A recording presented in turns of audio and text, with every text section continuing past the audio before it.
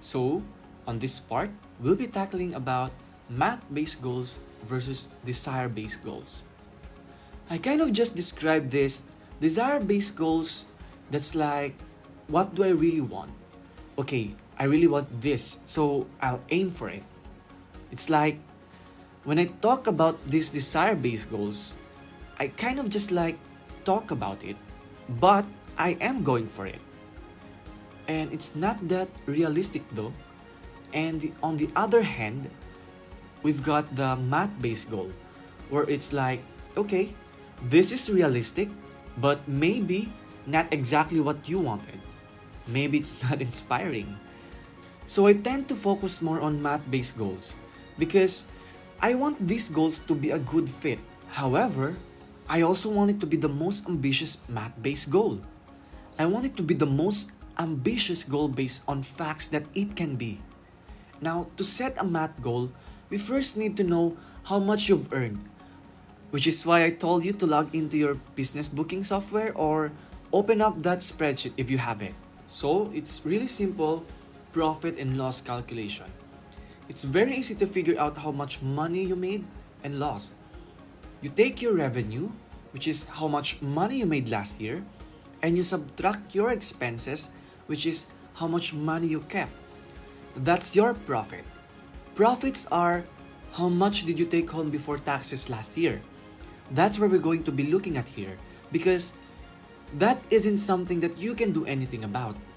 That's always going to be a small percentage of how much money you made, but you can control a lot of the cost. Your business can cost a ton of money to start, but you can also spend less and keep more of it. Spending money on your business can help your business grow, but you have to be careful. If you have numbers like this, let me know if you have them or if you don't. In 2021, how much did you make? Or you don't have that number.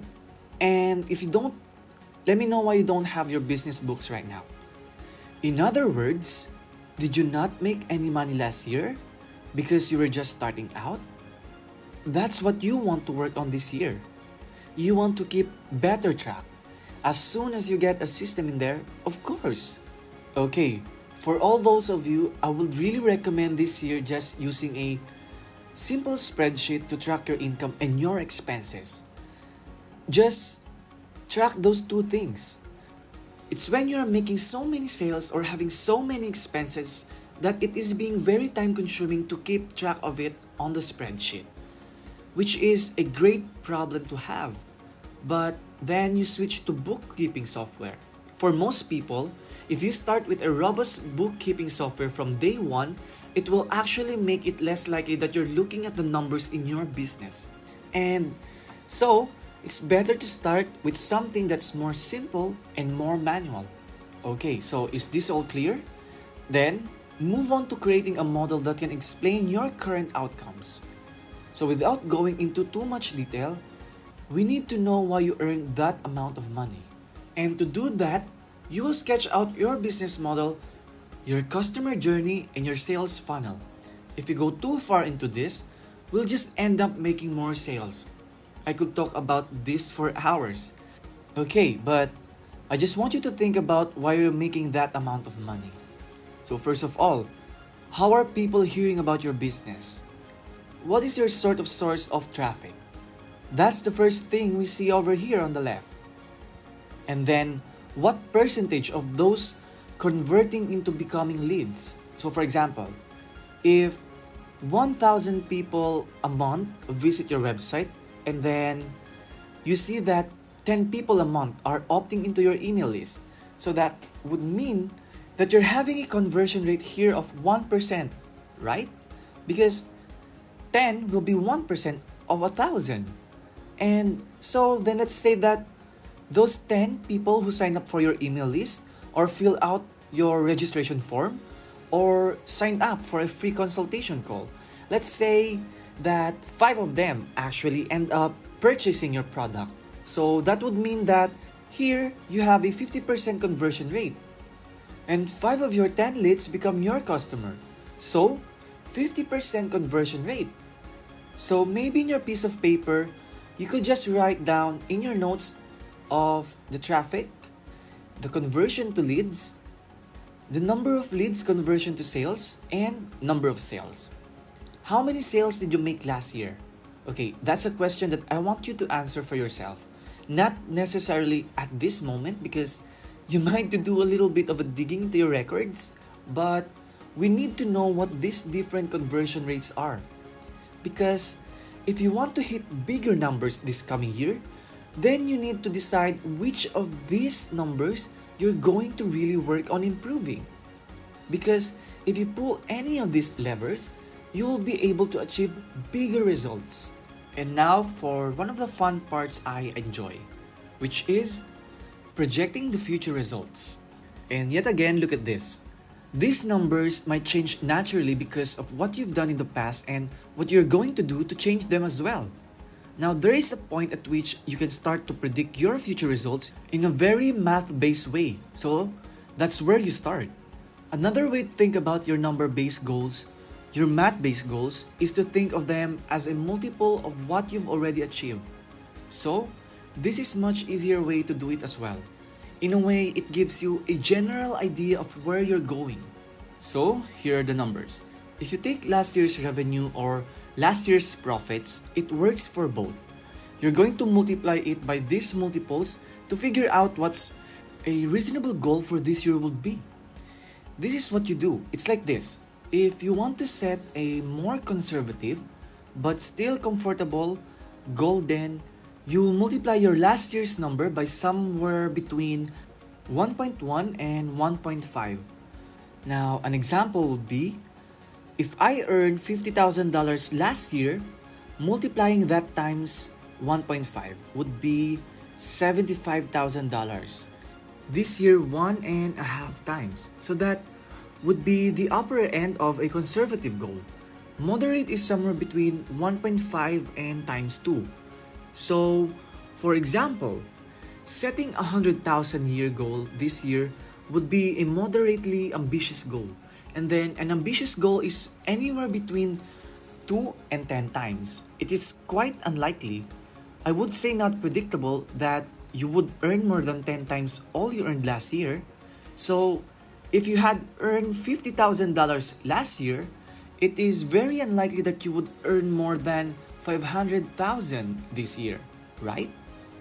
And that would be an extremely ambitious goal. I would recommend that you're somewhere in that 1.5. To arrange that moderately ambitious goal, if you are strategic about how you approach your business this year and work on really improving some of those metrics that we looked at. So, if you work hard to improve your traffic or some of your conversion rates, you can get somewhere between 1.5 and 2 times the conversion rate. So that's what I would do. Then, depending on your industry and how much time you're planning to spend on your business, you may want to be more conservative and more ambitious if you're planning to spend all of your time and energy on your business this year. Oh, and here are the examples I just talked about. You could multiply your $50,000 income last year by 1.1 to get 55,000 this year, or 50,000 times 5 to get 100,000 this year, or 50,000 times 5 to get 250,000 this year. And then lastly, we experiment with the model to figure out how you can reach the goal. Meaning, okay, so you can play around with your model to figure out how you can reach the goal. Okay, so getting back to this, there is a goal in mind now. In order to reach that goal, you will know how many sales you would need, right? It will be like this. For example, if you were going for $100,000, in this case, let's say your product cost $100 to make and sell. So you need to sell 1,000 things.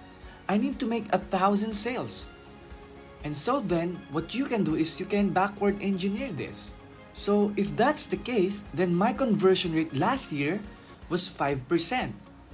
So that would mean I need how many leads, right? Also, you can figure out how many leads you need to get. Then you can see that if all of the numbers stays the same, you'd get the same results as last year, right? So, what number do you need to change?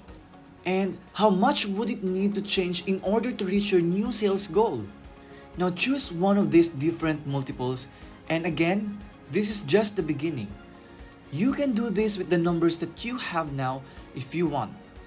If you're not sure, I'll choose them for you. I'd pick 1.5. When in doubt, go with 1.5 because that's a nice, moderate, a little conservative, right? So, I'd go with 1.5. This is how to do it. Take last year's revenue and multiply it by 1. And then you need to work on your business model. You can start with last year's business model and figure out how many sales you need to make to meet your 1.5 times multiple for last year's revenue for this year's revenue, right? Okay, so as you do this, you might also notice which of these different levers you can pull has the biggest effect on your body. Suppose you double the number of people who came to your website, then how much work would it take you to double your traffic compared to double your conversion rate? Any of these numbers will double your end result if you double one of them. If you double the number of people who come to your site or one of these conversion rates, you'll get more leads.